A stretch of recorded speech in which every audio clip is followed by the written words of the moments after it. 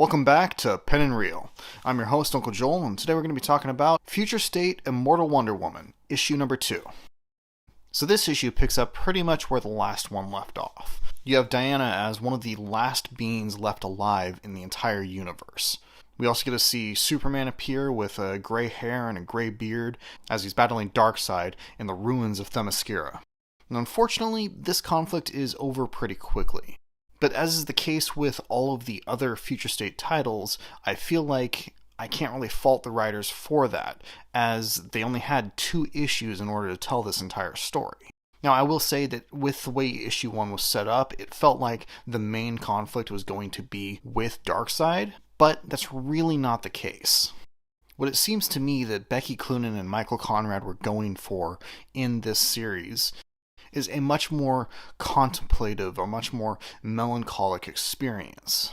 If you look at something like Silver Surfer Requiem by J. Michael Straczynski, that was a story that really reflected on the nature of life and death and was far more about the character and their thoughts and their experiences. That the plot of it took a back seat and really was a vessel that was being used to explore these notions rather than being the primary focus. The focus was what the character was thinking about. And I feel like that's probably what CNC were going for here, is a more contemplative approach, more of Diana reflecting on things and her state of mind and those deep, personal, intimate musings. I don't think it really plays out that well, but again, I would attribute that to it only being 2 issues. I would have really liked to see what Cloonan and Conrad would do if they had a full 6 issues to tell this story. It seems like there are a lot of very heavy themes hidden just underneath the surface that were really trying to come out, and that I feel like CNC were trying to pull out and really explore, but they just didn't have the room to grow with the character and explore these concepts. So personally, I would like to see the same story given just a bit more room. At least 6 issues, maybe 8 or 12.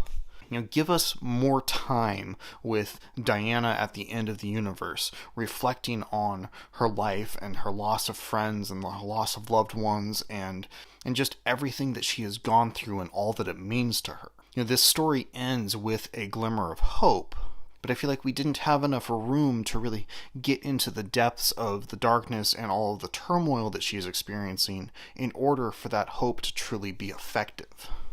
So while I did enjoy this issue and I appreciated what I feel that they were going for, I feel like they didn't have enough room to properly explore the concepts, which is less a reflection on CNC's writing and more an issue with Future State itself. The only book that I would say really nailed the landing with the 2-issue story arc was Ram V's Swamp Thing, but I feel like he is the exception rather than the rule. So I definitely appreciated what was done here, and I am curious to see what CNC do with Wonder Woman going forward after Infinite Frontier. As for the Nubia story, I read this issue about a week ago, and when I sat down to record this, I honestly couldn't remember anything that happened, which I would say is very indicative of the quality of the story. Now, that's not to say that it's bad. It's not a bad story. It's just not at all memorable, and there really isn't a whole lot going on. Whereas pretty much every other Future State story that I have read so far tries to just cram in a ton of different stuff, tons of different references, tons of different characters that are very different from what we are used to. This tale with Nubia is much more mundane and by-the-numbers superhero storytelling. And again, that's not bad, it's just not at all memorable and really doesn't stand out at all. I don't feel like we got a really good exploration of the character of Nubia. We don't really learn much more about Grail, or really a whole lot that is super compelling that would draw you back for more.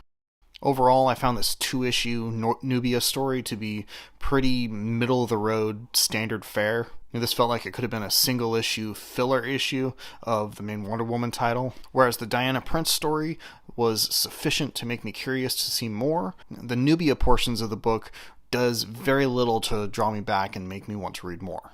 I do think the character of Nubia has potential, and I would like to see more with her, but not necessarily by this writer, and definitely with more interesting stories.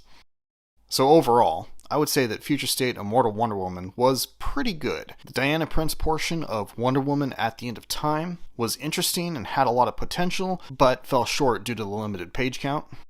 However, the Nubia backup failed to really stand out and do anything special, instead opting to give us a fairly standard superhero fare.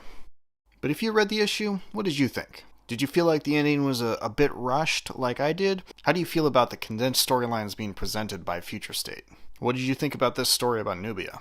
Let me know down in the comments. I'm curious to hear what you think. If you could help me out by hitting like, I'd appreciate it. Be sure to hit subscribe so you don't miss out on the rest of my Future State coverage. And until next time, this is Uncle Joel saying, stay tangible.